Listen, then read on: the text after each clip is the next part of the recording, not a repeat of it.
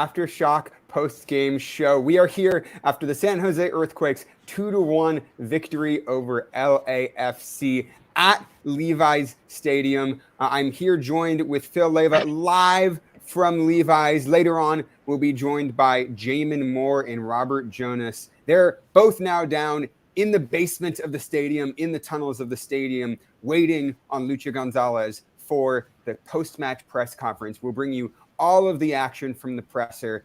Phil, what were your takeaways from this game? This was a big win for the San Jose Earthquakes, breaking LAFC's undefeated streak in style at Levi's. What do you take away from this one? Well, it's like you said, LAFC hadn't lost a match this season in the league play, and the Earthquakes, didn't matter to them. They came out and they were feisty. They really forced LA to play aggressively. I mean, we saw fouls, from LA. They had to resort to playing rough. The Quakes did a really great job getting on the board first. I mean, Cristian Espinoza scoring a goal from the run of play, and then later on, before the end of the match, scoring on the penalty that, was forced by Jeremy Abobasi. And so there were a lot of good things happening in this match. I mean, they had to make some adjustments to ensure they got the W, but I think they showed a lot of resilience. Luchi Gonzalez had a great game plan coming in here. And there was a little bit of fortune with LA having that midweek game against Philadelphia Union in the CONCACAF Champions League. And so, the weather here is beautiful. It was a perfect day for a match here in Santa Clara.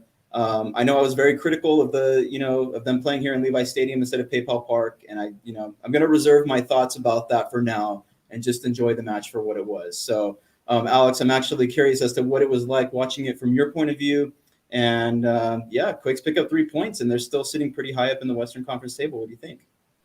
I think it's a big win for San Jose. This feels like the kind of win that will stand out. This is the kind of win that they're going to hang their hat on, that could be, pointed to as a critical moment and juncture in this season where this team coalesces, that contributes to this team making the playoffs, because they just beat one of the best teams in Major League Soccer convincingly. Those first 10 minutes were some of the best soccer I have ever seen San Jose play. The way they were playing through the middle, getting the ball into Jeremy Abobasi, getting it wide, attacking quickly, vertically. I think that's exactly the way that Luchi Gonzalez has been trying to play. Those first 10 minutes, I think, exemplified everything he's been trying to do. And it was fantastic to see it all come together in that way. And then to see how they were able to adjust over the course of the 90 minutes and able to hold on to that lead and come out with the 3 points was huge. And look,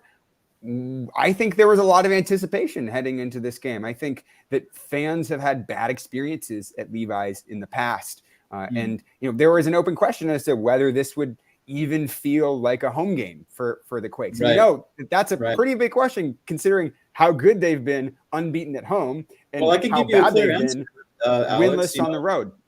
Considering I'm here at the stadium, I mean, I was here when they had that first match against the Seattle Sounders, right? That was like the first sporting event that was even played here at Levi Stadium, and then they had the match, as I mentioned on last week's show, against the Orlando City, right? When they had Kaká, and that was like a big deal that they came and played here.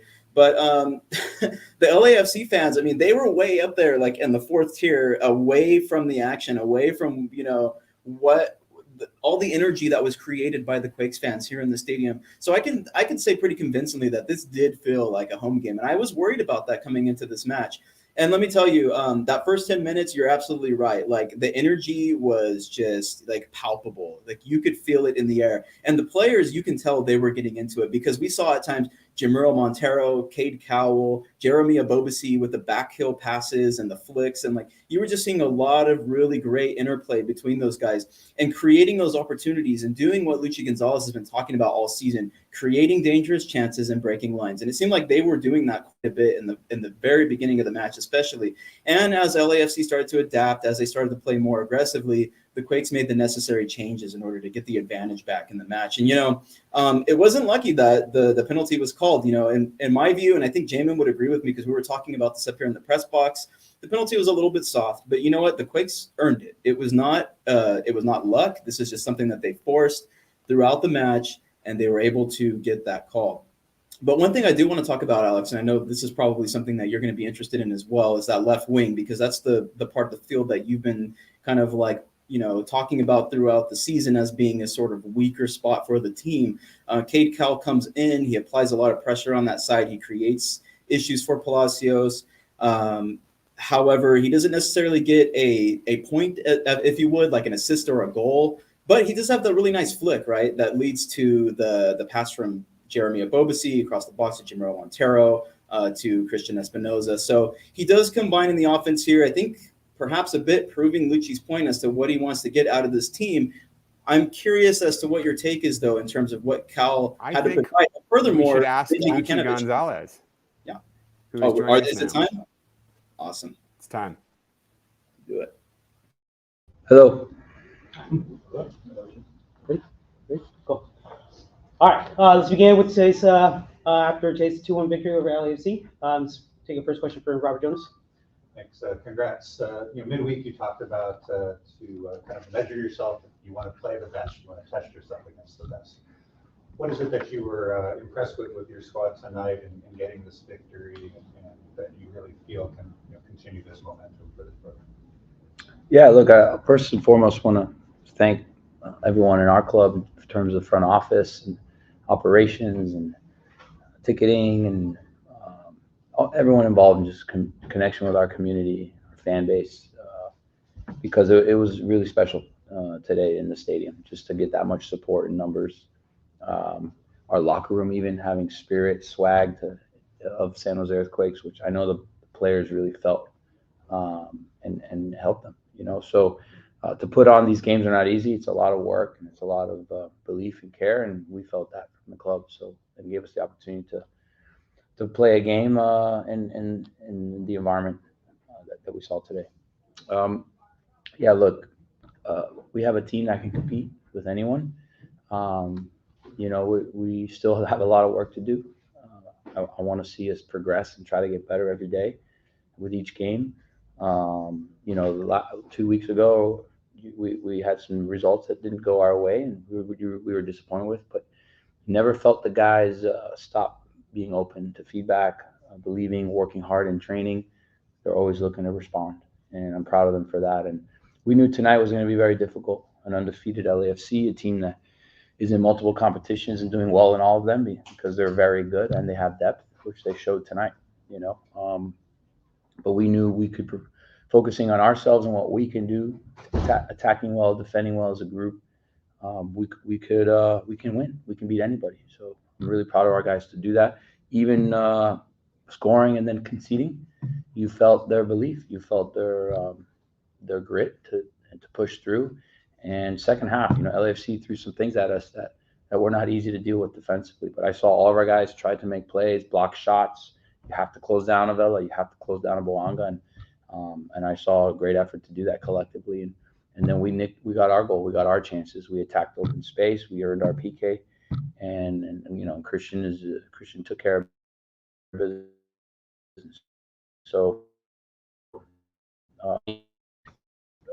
it's going to get harder and stronger for everybody. And we're going to rest now. We want to try to have another good performance against another LA rival next week. Jim? Win. So the first 10 minutes or so, you guys played maybe some of your best soccer of the season. Really good connections in the passing that led to that first goal.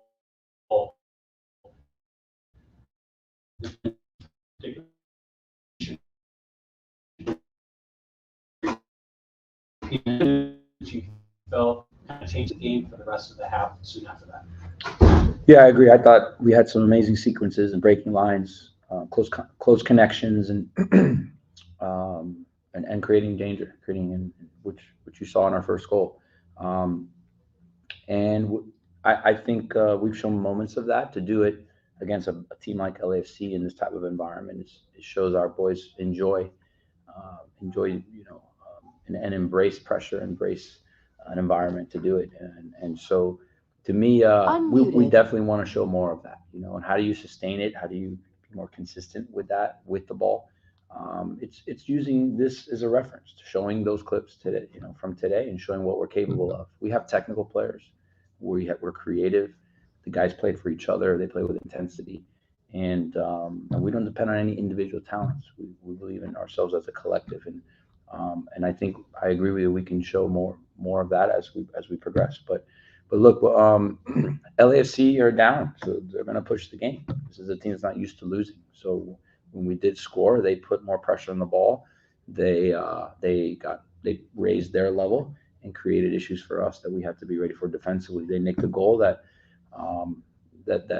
happened, and we don't want to allow that. But again, I saw the group galvanized after, especially at half. You can hear them, their tone, their belief. And then, we weren't perfect second half. We had some good sequences as well, but, fatigue kicks in. Guys are working hard. They're tired. And for them to push through and then create that goal, it tells me a lot about the character and the personality of this group and the potential of the group. Let's take a quick question from some of our folks here online. Let's take a question from Charlie Bohm. Charlie, go ahead. Hi, Luchi. Can you hear me? Yes. Congratulations on the result. I just wonder if you could put this in context of the project as in general. Like, where are you in terms of, and I'm sorry I came in late, so maybe you already addressed this, but where is this team in terms of where you're aiming to get to and from your starting point? Yeah, I see progress. We're very process oriented from preseason. We made that clear. Our focus is on the why we do things and how we do them more than the what, and I think, when we go to sleep at night, we want to be happy with our effort, our intensity, our ideas and intentions, and then our togetherness. And those are the things that I want us to always measure ourselves in terms of are we progressing? The result can go your way or not. You can't control that, but you can control and influence the things that can lead to positive results. And so that's the way the staff and us want to live and train and work. And the players are connected side by side with us on that. And, our group has talent. We have good talent. We have technique. We have intensity. I keep saying those things. It's like part of our core. But I don't think we haven't, today showed flashes of our potential, like you mentioned. But we want to do it better. We want to do it more consistently. We're definitely nowhere near satisfied. Go ahead, Charlie. Hey, sorry about that. I just want to get in one more, a word about Cristian Espinoza. Should we be talking about him as an MVP of the league? And have you done anything or any adjustments to unlock his ability this season? Cristian, first and foremost, is an amazing human being, family guy. Every training he works, he's a leader by example with how hard he works. He makes every exercise count, every competition count in training, and it shows, and he reaps the reward on the field. I think he's a player that if you got to get him closer to the goal, he's going to get crosses, he's going to get assists. That's what he does naturally. But if he's closer to the goal, closer to the box, he can score his own goals, right foot, left foot, and really proud of him. And look, he's only going to get marked tighter, closed down. There's going to be more physicality on him, double teaming him, but he has such a great mentality. I'm confident he'll find solutions to keep being dangerous. And yeah, I definitely see his name can be relevant in any of these categories. And what I love too is he got player of the month, and the first thing he said to the team was it's, for me, it's team. It's about the team. I care more about team of the month and team glory than the individual. And thank you. So he would give a big thank you to all his teammates because he recognizes that and he lives that. So let's keep going. Let's go, Michael, Kevin, and then Ivan. All right, Coach. 45,000 plus here, and we've already talked about what this stadium means. But how do you feel about the fandom that the other two locales here in Santa Clara County, Stanford and here, in connection with PayPal? How do you feel about the love that you get out of this whole county? It's cool because it's just a different stimulus. It's an opportunity to connect with another part of our community. The Bay Area is huge, and it's not easy for people from San Francisco to get to our games or Gilroy or even Monterey Bay. There's all these pockets and dense areas that the game is growing in those areas, in the youth communities, and the newer generations. And and to have like more accessibility to the team based on playing in these different venues and bigger venues. But I like it. It's diverse. It creates a connection to the different areas of the Bay Area, and but our PayPal park is awesome too. You know, it's more intimate. It's a beautiful colors, and it's right there in the heart of San Jose, and I love our turnout and our passion there as well. So I think they've all got value. They all stimulate us, and I think they all help the game grow and our team, our club, fan base grow in this area. Kevin. Coach, congratulations on the win again. You know, you mentioned feeling that you have enough talent to stick with anyone in this league. Was the plan going in today to just play them straight up? And then when the game did turn in the second half, do you feel like you guys had enough tools to adapt? Yeah, look, game model and how we play, how we act, how we play is important. We want to play a certain way with the ball, breaking lines, attacking, being a threat. We want to create XG and efficiency of the actual G. So, and then, you know, defensively, we had to shift a lot. We had to show compactness in our mid block, lower blocks. It's hard to get pressure on the ball. They're very good. They circulate the ball well. But when we did go and apply pressure and build pressure, I thought we were dangerous. We nicked them a few times and we created offensive transition. So, you know, like we have to play to our strengths, but also recognize, respect the strengths of the others. So, yeah, I think we have a very good team and good individuals, and then with their mentalities, I think we have just a high ceiling. One of the turning points of the match was Dennis Bouanga's goal, but then shortly after, JT Marcinkowski held on to a very powerful shot from Dennis Bouanga. How much confidence does that give the rest of the team when JT Marcinkowski can have that, you know, erasure of memory from that one mistake and then be locked in for the rest of the game? Yeah, look, our players, especially keepers, have to have short memories, you know, and I'm proud of JT to, you know, just respond to the next action, stay connected and focused on the next play and the next play. And that's what he did. He showed maturity, he showed resilience, and he helped manage the game. Whether he was saving or not, he was managing the game also in his distribution for us to keep fighting and find a way to win. Let's do Fabian, Marco, and then we'll finish with a Spanish question from Palomar. Yeah, so this area loves superstars and legends with Barry Bonds, Steph Curry, and Joe Montana. Possibly having another one on your hands, how does it feel like to coach Cristian Espinoza in a stellar season and having that on your squad? You know, it doesn't feel like there's a star in the team or stars. It doesn't.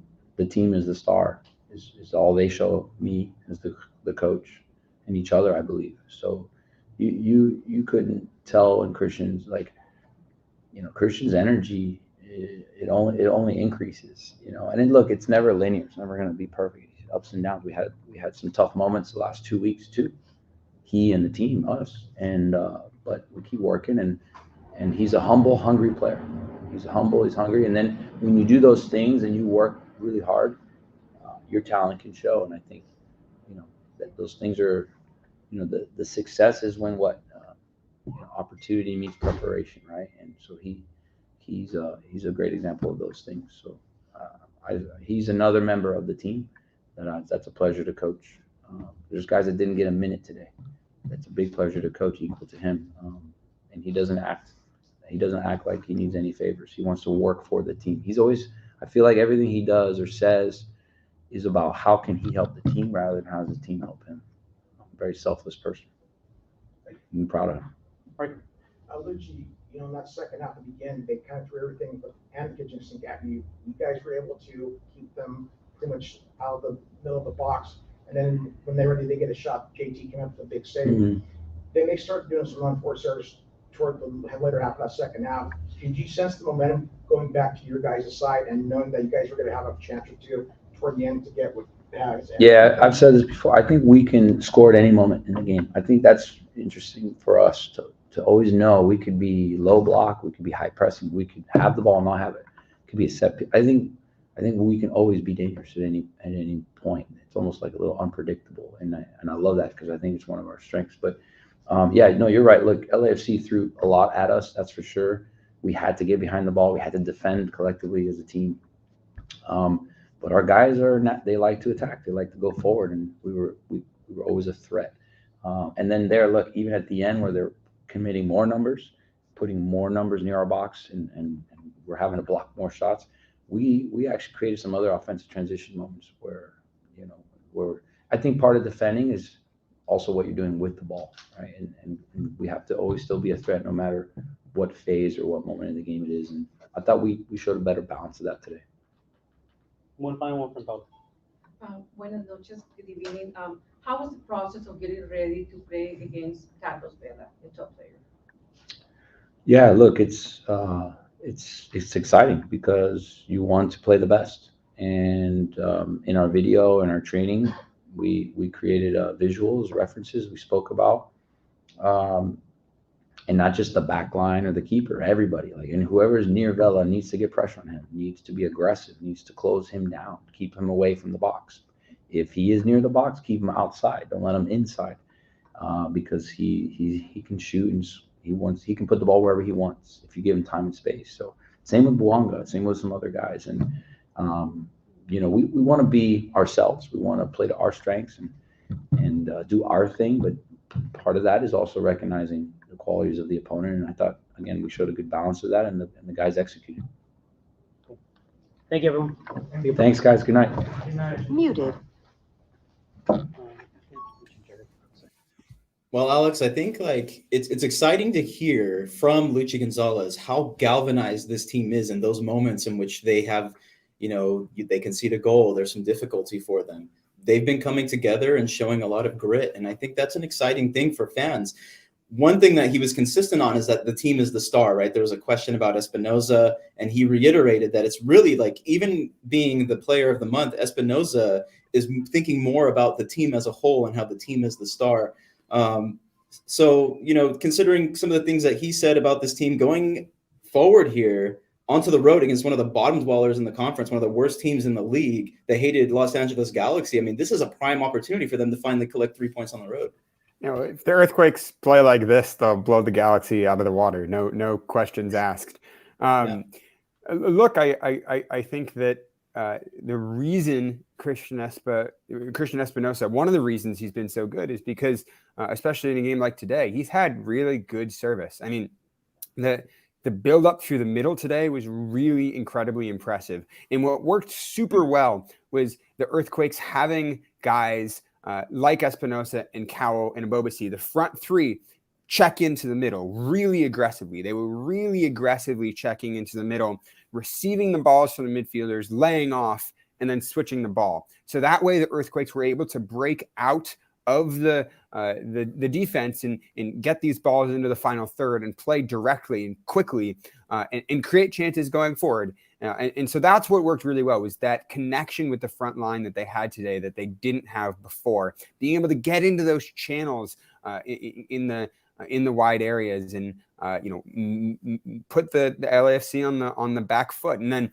obviously, Cristian Espinoza's finishing is just brilliant. And in terms of goal production, he is the guy. I mean, he's up there with the best wingers in Major League Soccer at this point in terms of his end product this season. I mean, there's been so much hype about, Bouanga on LAFC. Cristian Espinoza just tied Boanga's goal scoring tally for this season with 2 goals today. He's now at 8, and he has 3 goals, 3 assists on the season as well. So now he has in 11 games, he has 11 goals and assists, and that puts him up right at the top of Major League Soccer. It makes him one of the most valuable players in the league. I think we're talking now very clearly about a guy who could be, MVP potential come the end of the year. And I think we're talking about a guy who's really cementing his place as a leader in this Earthquakes team, in this Earthquakes organization, in the post-Wondolowski era. I mean,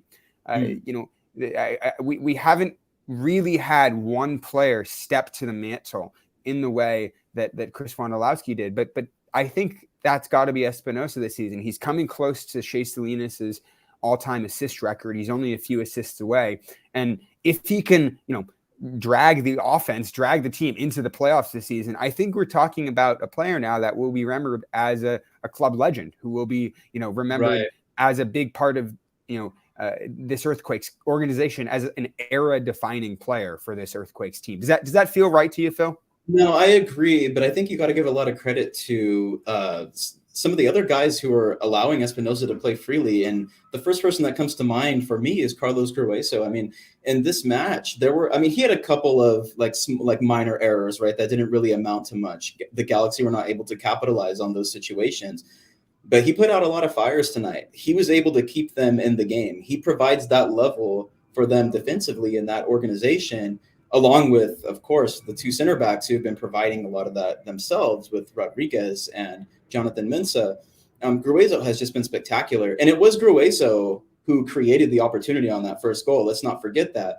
One thing that has been really impressive with the Quakes this season is how quick they are moving the ball up the pitch. You said that they were finding those channels. I mean, a lot of that has to do with just like they're turning like that, right? We saw it from Jackson Ewell. We saw it from Jamero Montero. But when it starts from the back, whether it's the center backs or it's Carlos Grueso winning the ball, they're so good at moving the ball up the pitch and creating dangerous opportunities, especially as it goes through Espinoza. So yes, I'm seeing the same thing, Alex. I think Cristian Espinoza is the MVP of this team, but it's good to know that, God forbid, they have to bring in somebody else to play in that position. They are still finding those channels through the middle. As of right now, though, so long as Espinoza is on the pitch, I think the Earthquakes are one of the more competitive teams in the league. And I was looking at the chat during the press conference, and there were some folks talking about, well, it's one win. I think we got to give the team a little bit more credit. The Quakes are sitting in 4th place right now, 11 games into the season. They just beat a team that has not lost to anybody else in the league this season. And the LAFC was heavily favored to win this match, by the way, even as a home match for the Quakes.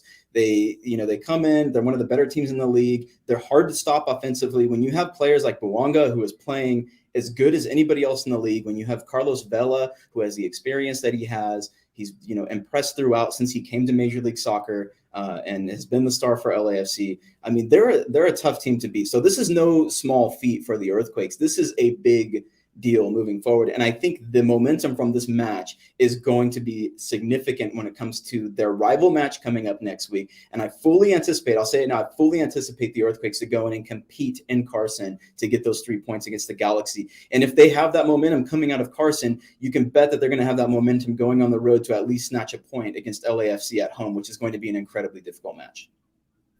And it's not to say that this match was easy, Phil. LAFC really adjusted well in that first half to respond to the pressure that San Jose was putting them under, right? First 10 minutes, Earthquakes were dominant. They were playing through the midfield like LAFC wasn't there. There was so much space for guys like Jackson Ewell and Carlos Grueso to turn and just saunter forward with the ball and switch the ball and find passes. But LAFC did a really, really good job adjusting, covering those interior spaces, blocking those channels, sitting deeper. And we really saw them wrestle control of the match again towards the end of the first half. And, it's probably an unlucky goal for the Earthquakes to concede. JT Marcinkowski will probably, wish he could have done better. I think he was very clearly physically looked upset after, spilling that ball and pushing that ball into the direction of Dennis Bouanga. But then the Quakes were able to get settled into the game, were able to find their rhythm, and they did not let LAFC take control of the game in the way that LAFC is so used to. They stayed dangerous, especially down the wings, were able to stay connected with the offense. And one of the guys that stood out to me in that second period was, Paul Marie, just for the amount of times he was able to bomb down that right wing. He was the one who put in the ball to Jeremy Abobasi, from which they won the penalty. What did you think about some of these second half adjustments that the Earthquakes were making? Do you think that they were able to regain momentum in that second half? And who were some of the key figures in that second half for you? No, I think definitely. Again, I'm going to go back to the defensive shape that the Quakes had. I think that was really important in terms of keeping them steady throughout the match, keeping them competitive. Because it very easily, if they hadn't done that, if LAFC had scored another goal and taken the advantage here in this match, which they never had the lead, right? They never had that opportunity. It could have been a lot different. The game could have turned out a lot differently, and the Quakes would have had to play a lot more aggressively, which would have opened them up to even more attack from LAFC, which they do really well, right? The moments in which LAFC was the most dangerous is on those turnover opportunities. When they get the ball, they get it up the pitch so quickly, right? And if you go back and watch the opportunities that they take, it's in those moments, like when they actually push the ball up the field. I will say, like, one thing that was really impressive to me is the Quakes really forced LAFC onto, like, to create their opportunities from the outside, like, I would say towards the wings on the 18-yard box. That's where they actually looked the most vulnerable at times. You saw it from Cifuentes in the second half, and then we saw it from Bogusz on the goal, right? That was scored by Bouanga. So, like, when he goes into the attack, he really doesn't have many options. He creates something out of nothing, and that's really what the goal was. So, like, in a way, LA had to resort to, like, a really impressive and difficult opportunity, right? And what was probably a low expected goal from that moment. I haven't looked at the statistics, but you have to assume that it was, because then it was on the spilled ball, as you said, from JT Marcinkowski, that Bouanga was able to score that. And I'm really curious when Jamon Moore gets back, if he can help us with finding some of these XG stats. Just as a reminder to everyone, Jamon Moore and Robert Jonas are there at Levi's Stadium. They were watching the game with you, Phil. They're down in the basement at the press conference. We're waiting for them to talk to one player. Hopefully Cristian Espinoza will be able to talk to, and they will be in the press conference asking questions live. Then they will be sprinting up the stairs back up to join us here on the show. So we look forward to talking to them. Suggest everyone sticks around to hear their expert analysis. I know that Jamon will have a lot to say about this one, Robert as well. So we look forward to speaking to them. But I'm curious specifically about the XG charts, because my intuition is that this is one of San Jose's, highest XG games of the season. Given that you have a penalty, given that you have a 0.95 XG chance for Jamiro Montero, it was easier to put in the back of the net than it was to miss. But he wasn't able to put it on frame. So that was a huge chance that was created. You have them knocking at the door. So I think that this will be one of their best matches in terms of XG. And then, as you say, Phil, they really didn't allow a ton of dangerous opportunities. We saw LAFC getting some shots from the top of the box. You saw, them getting on the wing, cutting inside and whipping a few shots on target. But those are the shots that San Jose want them to be having. In other games, against RSL a few weeks ago, what you'd see is that, the opposition would get in behind, get to the touchline, and then whip in crosses. They get in behind the fullbacks, and that's way more dangerous than what was happening today. Absolutely. Which was that Paul Marie and Carlos Acapa were able to stand them up, prevent them from getting in behind, force them, inside where there's lots of numbers, and then they have, more speculative shots on target. I think that, the shot that led to the goal was he was going backwards. He was running backwards as he was hitting that shot. So, I think an extremely lucky finish from LAFC. And defensively, the Quakes did a really solid job against, one of the top scoring teams in the league. Can you remember anything that Carlos Vela did in this game, Phil? There wasn't a whole lot. There was one moment in which, like, I turned to Jamon and I was like, wow, he is just so incredibly, like, brilliant on the ball. Like, he's smooth, right? He just, like, floats sometimes when you're watching Carlos Vela. But you're right. There wasn't a whole lot of Carlos Vela influence in this match. And I have to say, like, from the attackers overall, they were very well contained. Like, because Bouanga comes in, as I said, as one of the better attackers in the league. And then you have Bogusz, who very much has caused trouble in the first, like, 4 or 5 games that he's had in MLS for a lot of teams. But I feel like, both Miguel Trauco and Paul Marie and the two center backs, like, they were able to contain the play on the wings throughout the match. That's what it felt like from my view. It never seemed like it was as dangerous as, like you mentioned, in the match against RSL, when they became vulnerable in those spaces.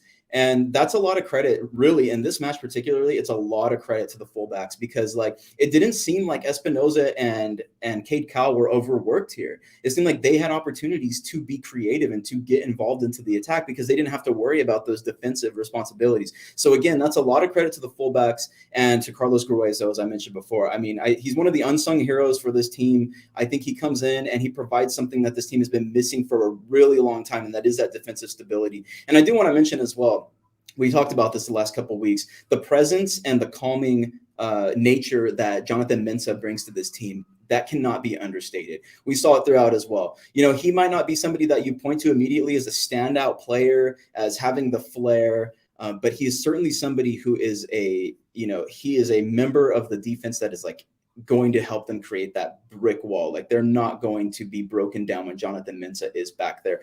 It really, I think you pointed this out earlier in the season, and Jamon as well. Rodriguez is more likely the one to have like those kind of defensive mistakes. But then at the same time, Rodriguez does at times, and we saw it a couple times here. He has that ability to find space in the midfield and like open up the attack a little bit as well. So like there's a balance there, right? And I think that's what makes the pairing of Jonathan Mensah and Rodriguez so special, is that they have that ability to have that back and forth in the same way as we said before that Clarence Goodson and Victor Bernardes did, right? Like they complemented each other well, and these guys complement each other really well. And when you have two solid fullbacks like Paul Marie or Carlos Acapa when he was in, Miguel Traco as a backup coming in and doing the job really well, I mean, that just makes it so much easier for the team to get settled and to find something in the attack.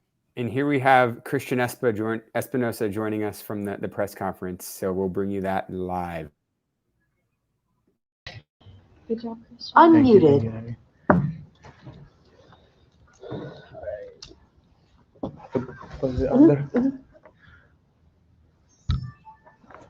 So Christian's bilingual now, so you can do both English and Spanish, right, Christian? I try to do my best. Of course. All right, let's go ahead and begin with forward Cristian Espinoza, who tallied his 7th goal of the season. So let's begin with a question from Jamon Moore. Go ahead, Jamon. Hey, Cristian, congratulations on the win and the goals. Thank you. You know, that first goal was a really nice worked goal between the team. A lot of good passing and really kind of sets you up for a nice shot there. Can you talk us through, like, you know, how you think, you know, you were able to break LAFC down earlier in the game with that type of passing? Yes, we were working during the week. We knowing that if we move the ball fast side to side, we can break the line of pressure. So I think that the goal comes in that way. They try to press high, and we move the ball fast side to side, and we can break the lines, and unfortunately we can score. Let's go with Robert. This was obviously the biggest game of the year so far, and a huge crowd, and a lot of great environments. Walk us through how it felt being on the field with such a crowd, and then coming out with the result that you did, beating LAFC, giving them their first loss of the season. Obviously, it was very special to see all the fans here. I think that was more than 40,000, so that is something very special to feel from inside the field, all those support. And we are very grateful to them, and we respond inside the field, and we can give them a victory to celebrate. Let's go, Michael. Okay, Christian, with this atmosphere that we're talking about, how good does it feel to be the defending champions and undefeated at the time? As I say, it was very special. This team,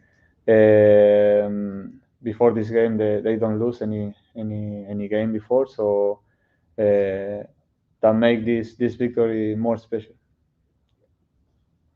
Let's go Fabian and then Kevin. Cristian, you're on the doorstep of a couple of records for the San Jose Earthquakes. Have you spoke to Shea about it, about the assist record? And then now with your goal contributions, you're close to Wando's records. No. Are you talking to him about it? Wando is too far. No, yes, we share and sometimes to assist, but just joking. And so now I'm very happy when I can help the team with assists or goals. So I'm very happy with this moment. Did he send you a text for no assist today? No, not yet. Cristian, did today feel like the biggest game you played in San Jose? And how do you feel about the future of the club? I think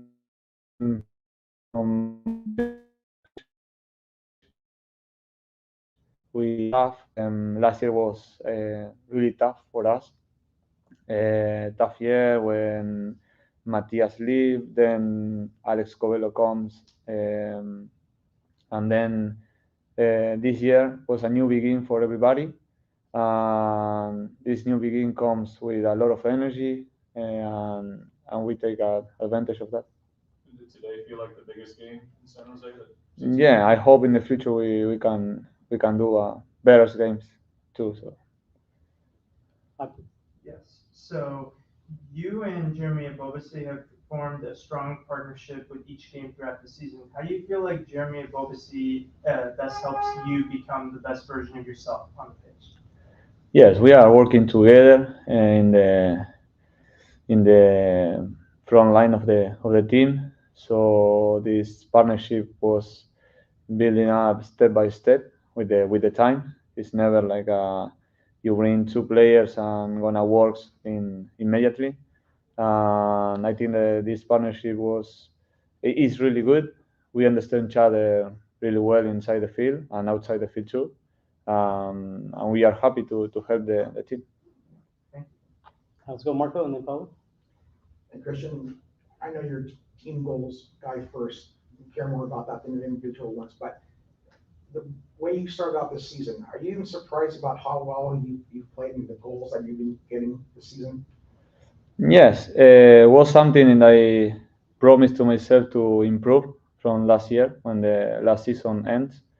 And when I was resting in my house in Argentina, I promised to myself to improve in the way to score goals and to be more close to the goal. So I put that in my mind. And since the preseason started, I was working really hard, and I think that now it's paying off. So I'm really happy. Cristian, felicitaciones por los goles. Si pudieras mirar hacia atrás, ¿cómo ves el crecimiento de tu fútbol aquí en el club y cómo se siente jugar contra un jugador tan importante contra Carlos Vela? Gracias. Bien, la verdad que me siento muy, muy feliz por todo lo que está pasando, el presente del equipo, cómo estamos jugando, en lo personal también. Siempre que jugamos contra grandes equipos hay grandes jugadores también del otro lado, no solo Vela, también Bonga y otros chicos más. Y nosotros como equipo teníamos que estar preparados para jugar ese tipo de partidos, y hoy yo creo que con la ayuda de la gente que vino hoy a alentarnos fue algo muy lindo poder ganar este partido. We'll do one more from Michael. Okay. So Jeremy was a leading scorer last year. He scored a lot of goals, especially early in the season, and you're doing it this year. How do you guys decide who does the penalty kick? We decide in the moment, to be honest. Whatever can take the ball and shoot it, because in that moment if somebody have the confidence to take the ball, it's just whatever can take the ball. So today I asked for the ball immediately, so and I take it. That's it. Thank you, everyone. Thank you. Thank you. Thank you, guys.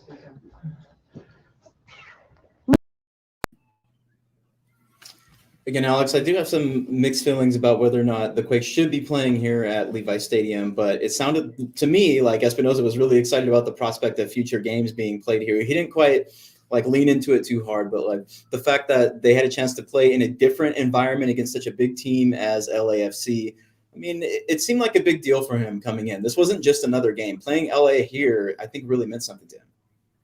Phil, well, let's talk about it. Let's unpack it. I have not had the pleasure to be in person at Levi Stadium today. So I want to hear from you what the experience was like, whether the Earthquakes are rewriting the narrative about the Levi Stadium experience. I think it probably helped not for it to be baking hot outside. I think that's a big difference. Say that? Yeah, I mean, that was one of the things. I think when I first pulled up, when I parked, when I started walking to the stadium, it was drizzling, right? The weather was a lot different than what I'm used to every time I've been here, whether it's been for the 49ers, the U.S. men's national team, the Earthquakes. It's always blistering hot, right? Everybody who's been to Levi Stadium knows that you're just baking in the sun most of the time. So that is something that is definitely being taken into account here. So the feeling coming in, it was it was cool. The air was fresh. It was crisp. It was beautiful. I mean, as you can see behind me right now, the weather is absolutely perfect. You have the wispy clouds. It's just an ideal day. So yes, on the one hand, it was really nice to see the game here, but on the other hand, I would say, PayPal Park has the same potential. When you have a day like this at PayPal Park, it's just as great to catch a game. Plus you have the proximity to the pitch. All that being said, I mean, it was really great. The organization did a great job putting this together. It was Mexican Heritage Day. And so we saw a lot of different festivities related to that, whether it was the bands playing, we saw the luchadors like around the stadium. We saw a lot of people celebrating Mexican heritage, and of course, right after Cinco de Mayo, a lot of people were still in the spirit, right? So, in terms of that, it was a really great time to bring together this sort of a celebration. And if it was, like I said, the energy was palpable. Like you could feel it in the air. At halftime, I had a moment to go down and kind of like walk around the stadium a little bit. I went down and said hello to some of my friends down in the ultra section, and people were hyped. Like they were really pumped. They were looking for the team to find that advantage and score. And I think like you can owe a lot to the folks who came out and supported this team today, because I had to be honest, and I had to eat a little bit of crow. I definitely expected, and I said this, that there to be a heavy LAFC influence, and it definitely felt like a home match. Okay, it looks like we're getting Jamon and Robert. They're not waiting until they actually get up I here. want to take you in a live behind the scenes look at Jamon Moore and Robert Jonas, who are racing up the stairs to join us on the show soon. Yeah. So we'll be following them live on their journey to the Aftershock post-game show. And we're going to ask them this question as well, what they thought about this experience at Levi Stadium. We're hearing some comments from some people in the comment section as well. I said this in the Slack. Levi sucks, but our team has that big stadium home mentality. Great vibes in the stadium, a very pro Quakes crowd for the most part. Parking was a nightmare. Glad I got there plenty early. So it sounds like a good experience, and it sounds like the team stepped up to the moment so that they, recognized that this is a game that can either be a big disaster or a big opportunity, for the organization to show. Definitely. And I can hear the guys coming in right now, but I will say really quickly before they come in and sit down and join us, like when Jamon and I had an opportunity to kind of walk the stadium before the match and we saw the players coming in, there was definitely that feeling like the energy from the players was like, yes, this game matters against LAFC. This game at Levi Stadium matters. And this is a big game where they had to make a statement, and they certainly did so. Welcome, Jamon. Really glad you can join us. There they are. Jamon, we were following your journey because the webcam Oh my God. Right. Do not, Jamon. How's this gonna work? Is Robert going to be joining us here too? Yeah, he needed to. Okay, he had to go run and take care of something. Yeah. Okay, all right. Well, Jamon, why don't you kind of shed some light onto what it was like down there in the press conference? I mean, this is the first time in a while that you've had an opportunity to actually speak to the folks from the organization, Luchi Gonzalez and Cristian Espinoza, in person. Yeah, I mean, first time I've done a press conference with since COVID, and took a couple photos of it and tweeted that out. Very grateful, of course, to all the patrons, to allow us to be able to do that today. Luchi, again, very thoughtful answers, always takes the time to, answer your question and then provide, some additional context. And the thing that, strikes me with him, and I know some people, this could be frustrating after a loss, but after a win, like it's empowering, is this whole kind of concept of it's about, the process and how we are doing things and the way we go about them more than what we are actually accomplishing now. Because if we do things the right way, if we lay the plumbing the right way, like this is repeatable success that we can rely on throughout the season and in coming years. And, talking to the front office staff, and I had an interview with Jared Shawley that will hit probably tomorrow. There's the amount of optimism that they are on the right path, that they are doing things the right way. The analytical staff, the data analytics side this week, rated 5th in Major League Soccer. They've made some huge strides already. I got to hear a little bit about it today without giving away too much, but the positivity from around the organization that they are putting in building blocks that are getting better and better, the stadium improvements this season, this game and 45,000 fans, at this game, the fact that most of the people who walked through this gate today are new and have not been to a Quakes game before, at least not in the current Quakes database. Like, these are huge building blocks. And then to put on such a positive performance with LAFC, the stars came out, obviously, Cristian Espinoza, and Dennis Bouanga, credit to both of them. Really incredible games. Bouanga's shot is so quick. It's just lightning fast. It's obvious he's going to be huge in this league. But, what can you say about Cristian Espinoza that hasn't already been said? Luchi's like, the guy's the hardest working guy out there, and everyone follows his example. And, it's paying off. What I really liked is the one thing I got is why is he scoring more goals? And it's exactly what I thought it was, which is he's shooting closer.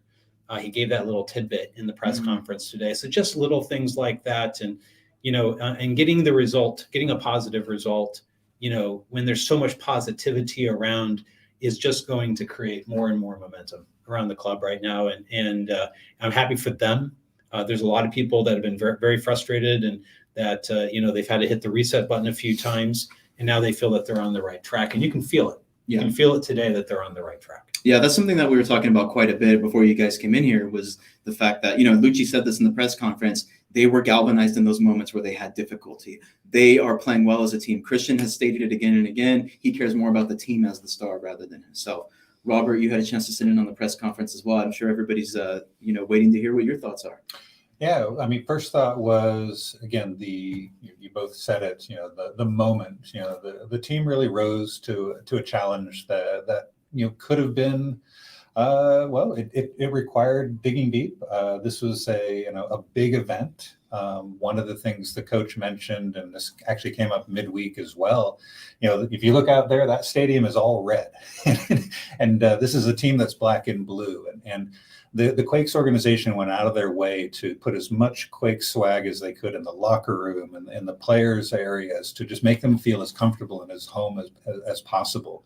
They trained here during the week so they could get used to the field and not be kind of taken by the moment when they arrived here this morning or this afternoon. All these little things that the organization was doing to make this game as effective and help the team be as effective as possible. Even as simple as, let's just put all the visiting fans up in the upper bowl and no one has to see them or listen to them. Love that. Probably a decent move. Yeah. Cristian talked about just how special this game was in terms of the crowd, and I think that was probably across the board. Every player is going to tell you the same thing. So hats off to the organization in supporting the players. I know that was something Luchi was very insistent on when he took on this project, and this to me was the kind of day that showed the organization was going to back the coach. Yeah, I think interesting also from the tactics side, we saw kind of, many sides of the Earthquakes today. Like, if you go, 10 minutes by 10 minutes, you could say, wow, that was a fantastic 10 minutes. Oh, that was a rough 10 minutes, right? And, oh, they had to dig deep in that 10 minutes and they had to come up with some big plays. And so there's a lot of like what we've seen about the Quakes throughout the season that showed up in various parts of the match today. And what I personally liked was the defensive effort, and Luchi talked about it as well. The defensive effort, particularly in the first part of the second half, LAFC is quite obviously a team with quality. Take nothing away from that team. Their passing is ultra sharp.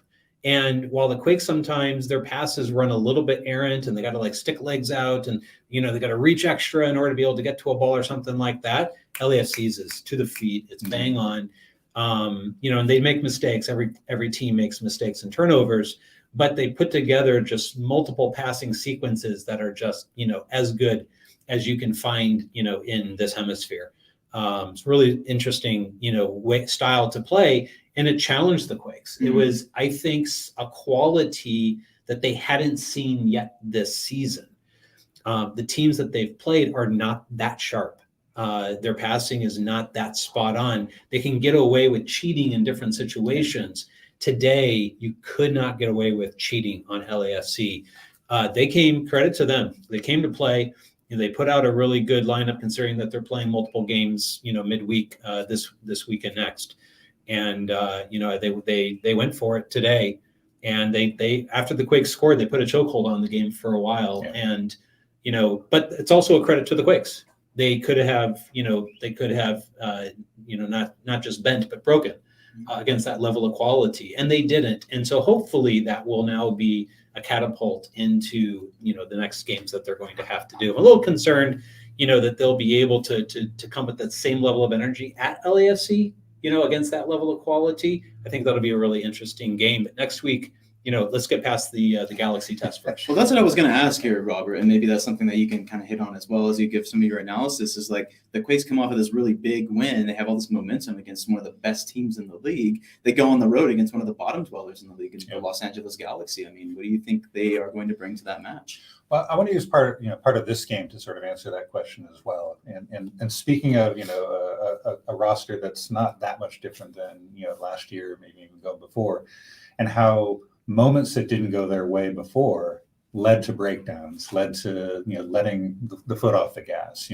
When LAFC scored and then Miro misses the, was it a 0.95? 0.95 XG shot. I mean, everyone could have just been like, damn it. Like, this is not going to go well. But, they stayed strong enough to see out the rest of that half. And they did the adjustments that needed to be made, So, this is, to me, is kind of the same, kind of looking to next week. They're not going to get overly high about this game and the win. And even though the magnitude of this win is incredible, they beat the last unbeaten team in Major League Soccer. That's right. I don't think they're going to spend the week feeling great about that in the way that's going to distract them from the task ahead. And being able to, and we got to answer, I think, about JT Marcinkowski, the short memory. I think that goes for a lot of the guys on the field. You don't see as much of the reactions that we've seen in the past. And so I think in the same way that, low moments were devastating and high moments can lead to kind of over emotion. This is not the Quakes team that seems to be kind of working that way. And I think that's what I will put them on a really good page for another big game next week. Yeah, I see a question in the chat. Sorry, not really in a position here to share a bunch of comments right now, but what role is Wando playing this season? He's most visible last one. Thank you, Alex.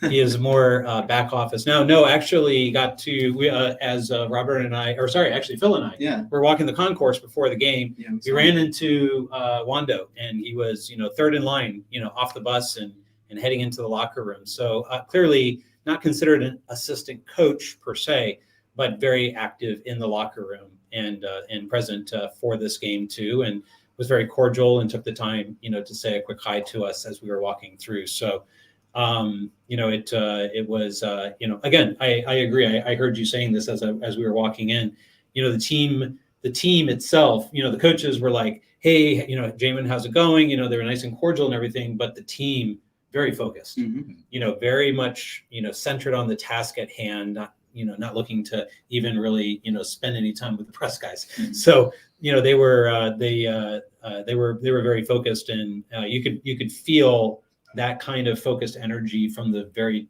start of the game. That first 10 minutes, as Alex said in his tweet, is probably their best 10 minutes of the season. And, to show that level of quality against LAFC is like, oh, this is going to be a real game. We have to step it up. And they did. But, it just showed like, okay, we have to match that intensity. We have to match that quality in order to get a result today. Fortunately for the Quakes, they had just a little bit extra. Yeah. Well, guys, we're close to the hour mark on the show here. And I know that you probably still have a lot that you want to chime in with. And so I want to go ahead and invite you. And Alex, I don't know if you wanted to jump back in on the show. I know you're producing. Yeah, Alex, we haven't argued at all today. Yeah, so I was going to say, multiple people have said, I love it when Alex and Jamon go at it. So we haven't quite gotten that said yet. The same thing, Alex. Jared is like, I love it when you and Alex really start mixing it up. So apparently we got to argue every show. I don't know. What is there to argue about today, Jamon? This was we only argue after losses. Is it blue and black or is it gold and white? I don't know. Hey, so Alex, I did want to invite you back into the conversation here before we get to the last. It's an old reference. Yeah. I'm sorry to all the Gen Z people who are tuning in right now. You probably have no idea what I'm talking about. Oh, is that the dress? Are you talking about the? Yes, thank you, Alex. Oh. Thank you for paying attention and joining. That was buried deep somewhere in the. Yeah, you were like 5 or 6 years old when that happened. So, Alex, could you, if you want to just jump back in and give us some of your last thoughts here as we are kind of heading towards the the back end of the show. just going into the game against the LA Galaxy, or anything else that you want to contribute before we wrap things up? Well, I want to hear more from Jamon and Robert about the experience at Levi Stadium, because Phil and I were talking about how before the game, there was some nervous anticipation that Quakes fans don't have great memories from Levi Stadium in the past, that it might feel like an away game. And we know how important that is because the Quakes tend to win at home and lose on the road. So did it feel like a home game to you? Did this place feel like a stadium where the Earthquakes could continue to play in the future and make it another annual game, possibly in the way that the Cali Classico is at Stanford Stadium? I think they got out of this game what they needed to get. So if you listened back to the Jared Shawley interview, I can't remember fully on camera or off camera if he made this point. So if he said it off camera, my apologies to Jared, but I think it's okay to share. He basically said, I needed to find out if Levi's could be a place for us going forward or not. I needed to do this test. We had to put everything into it and do it right. We wanted to see the results we got. I think we got what we wanted to get. And I think the result also, if everyone, follows Sam Benitez, and if you don't, you should, from the Quakes, who does great videos for the club. He showed today, here's the Quakes fans, and they're all of them cheering, and then there's the 3252 up in the corner. So while there was a concern, I think, about and rightfully so, about an LAFC takeover, they certainly have popular gear. They're a popular team, particularly in California. Today felt like, I'm going to say, 75-80% Quakes from my vantage point anyway. Maybe fans would have a little bit different vantage point depending upon where they sat. Yeah. But from the press box side and just looking across the crowd and the colors that you see and the way the fans are reacting, it felt extremely overall pro Quakes. If it's 75-80%, I think that's about the same as a Cali Classico, to be quite honest. Yeah. So now my concern with Levi's is that the noise gets lost a bit with the stadium, and I think the stadium at Stanford holds it in a bit better. That's one of my concerns, but unfortunately we were behind glass the whole time. So I'm not sure we're the best people to be able to say what the rest of the atmosphere, in the stadium was like. So fans, obviously jump in and let us know how you felt the atmosphere was out there.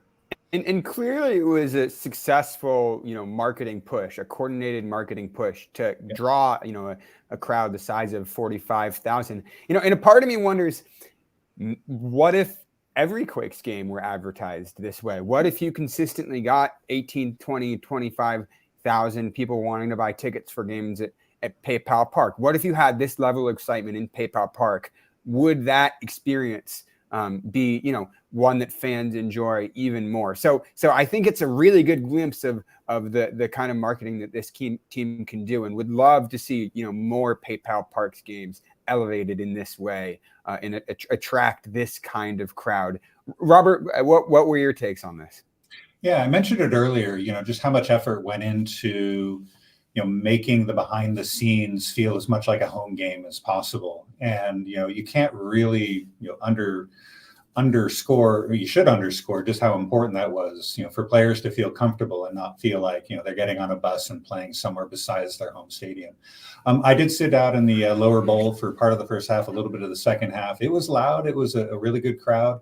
I saw a lot of kids out there. I think it's worth noting that this was an earlier start than what the Quakes normally have at PayPal Park. And, being able to bring kids out to a game and not be kind of stuck in traffic until 11 plus is huge, and hopefully a lot of those kids maybe seeing their first Quakes game of the season will want to see more. And maybe it's up to the Quakes and MLS to recognize that playing all evening games is not really the way to really kind of capture the largest audience possible. But for the moment that this game presented, the ability to get this big of a crowd together and get people from all around the Bay Area, that's where the Quakes really won. And to be able to replicate that at PayPal Park, maybe there's some lessons to be learned here. But I think it's important just to bask in what was a very, very entertaining day. Yeah, I want to point out that it was an event that they wanted to look on the calendar and find a place where they could find a holiday weekend where people are celebrating something that would fit in and be able to utilize that in order to be like the attraction from a sports side of the weekend. Obviously, you can't predict that the Warriors are going to be playing, At in the 5:30, playoffs, yeah, right? But at the same time, they looked at Cinco de Mayo and the community, the Mexican community, and obviously an opportunity from a marketing side, as well as a community that does need to be served. And there's a lot of Latino players on this team, and a Latino coach and such, and a Latino star in Cristian Espinoza. It's definitely worth highlighting some of those things. Today was a pretty good, I think, showing for that. So we saw Luchi Gonzalez tactically step up to the plate. He made some, critical adjustments throughout the game. I'm curious what you guys thought about those. But also, before we end, was he successfully able to step up to the occasion sartorially? Was the golden sweater the look? I'm curious about your thoughts, gentlemen.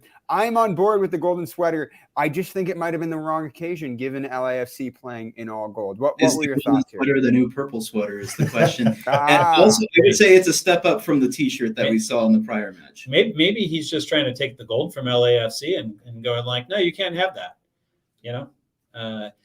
Look, I don't know. The adjustments I think that really they made were in trying to recognize what LAFC was looking to do.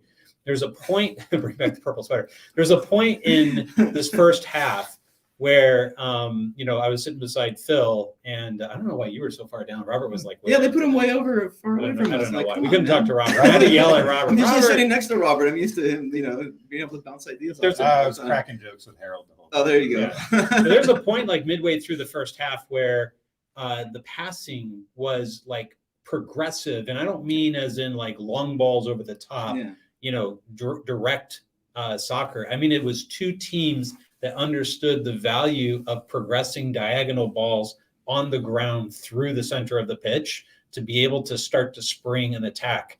And they both had the same ideas at the same time. And what struck me was LAFC is doing now what the Quakes would love to be doing by this time next year, year after that, in terms of the overall maturity. It looked like two teams trying to play in the same way and having some of the same ideas. And, it was, I think once LAFC's kind of quality held on a bit, and so they were able to hold the ball a bit more, that's where the Quakes got tested on that defensive side. And I think a lot of it, according to Luchi, was just at halftime and the communication and making sure that everyone understood their responsibility in the different moments. I like the sub for Judson. I thought zone 14 was a potential issue. Boanga was attacking that space as well as Cifuentes.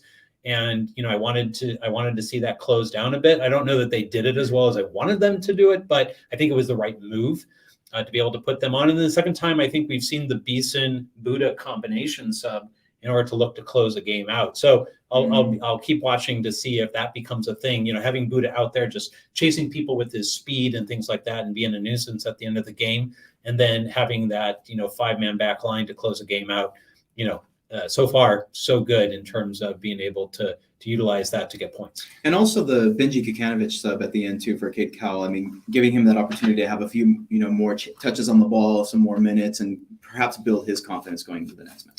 Yeah. I mean, I do want to comment on that last part of the game too. Just the subs. I thought Judson was absolutely important there. As soon as the Quakes took the lead, the little murmur around us was, the Quakes need to park the bus and see this one out. And I can't remember who joked about, looking at the bench and only seeing kind of the short yellow bus in reserve. But, they had it just enough to keep LA off the board in a way that I've seen LA play week after week and just seem to, just take over games, especially in that kind of situation. And they just weren't able to successfully, keep the pressure on enough to maybe get that equalizing goal. And that was something special. Getting Buddha out there, he did very, very well. He had very few touches, but he was able to slow things down in a way that the Quakes needed. They needed somebody to relieve a little bit of the pressure. So kudos for his short appearance. It was everything it needed to be.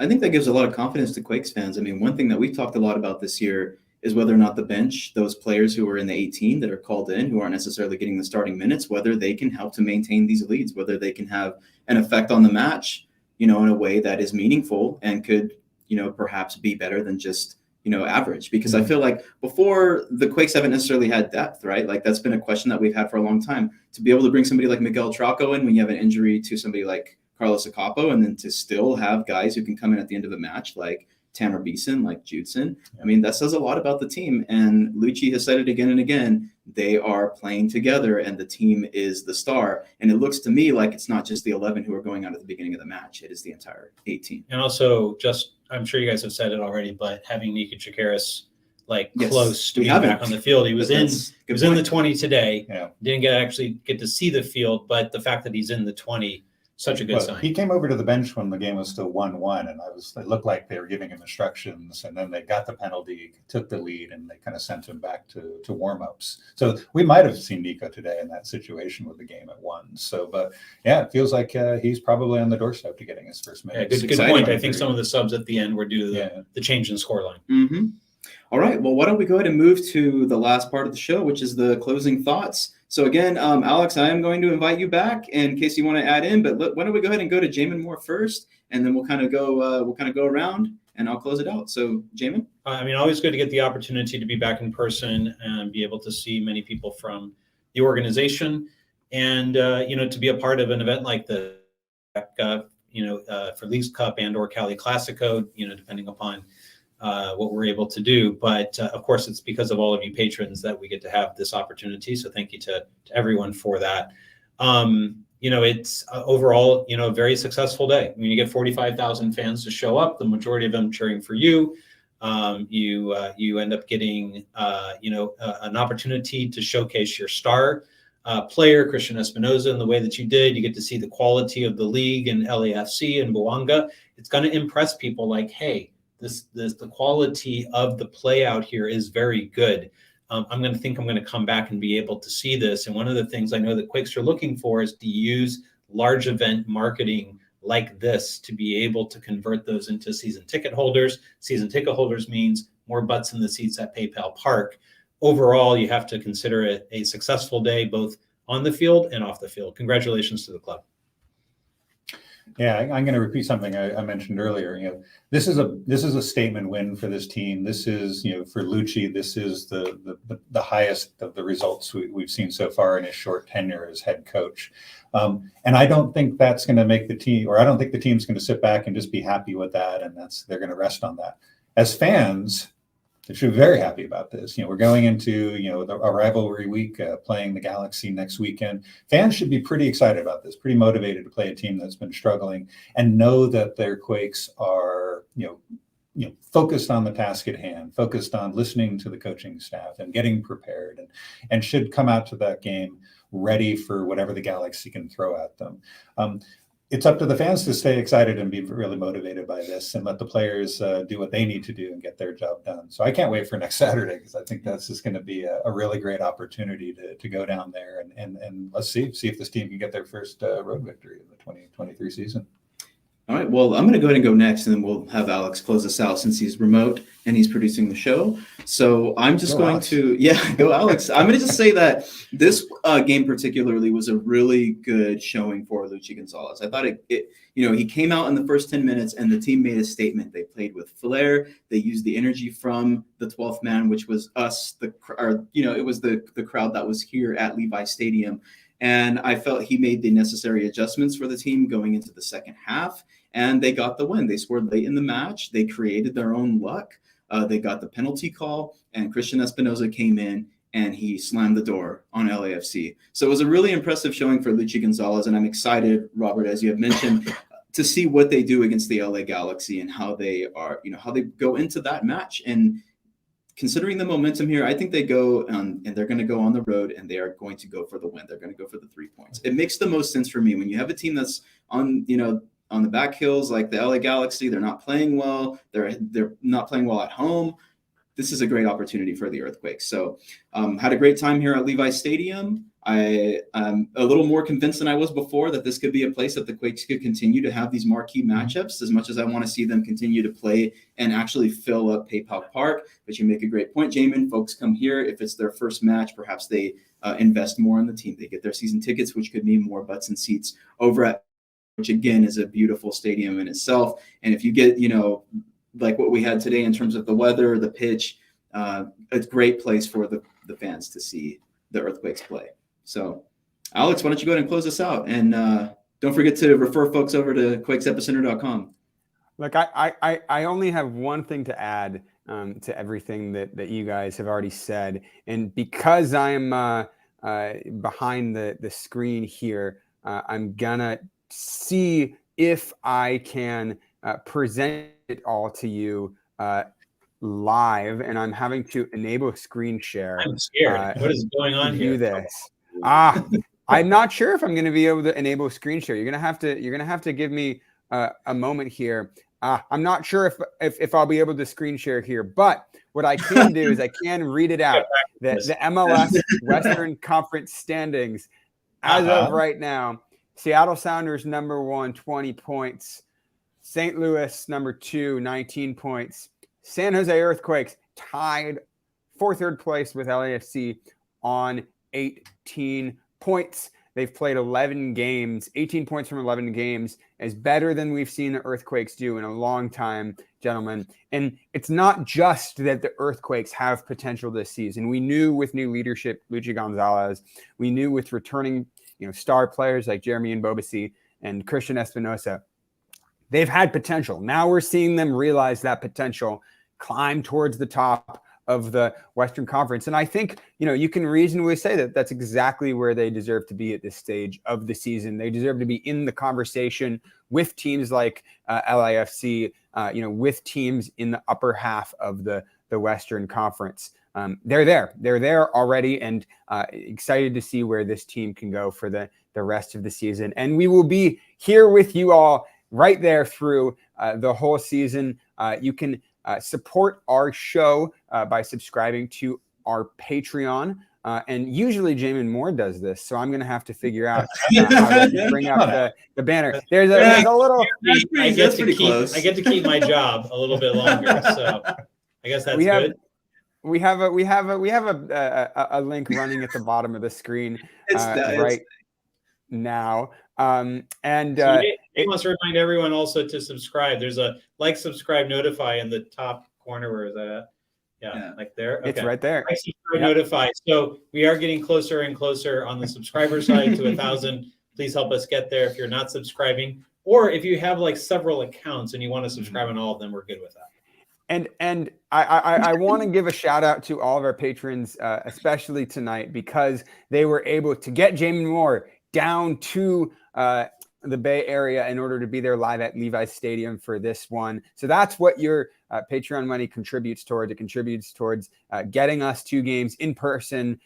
Throughout the summer, we hope to be able to cover more games on the road, and it makes the show happen. And $4 or $5 a month, you can also join our patron Slack channel, which was popping off in tonight's game. As always, and it's a grand old time in there. So we appreciate everyone for their support. I'm glad I was able to join you gentlemen today remotely, and was excited that the Quakes were able to put in such a resounding victory in a big game. So with all that said, I want to thank Robert Jonas, Phil Leyva, Jamon Moore for joining me here today. I'm Alex Morgan for the crew at the Aftershock post-game show. We are signing off and wish everyone a good night.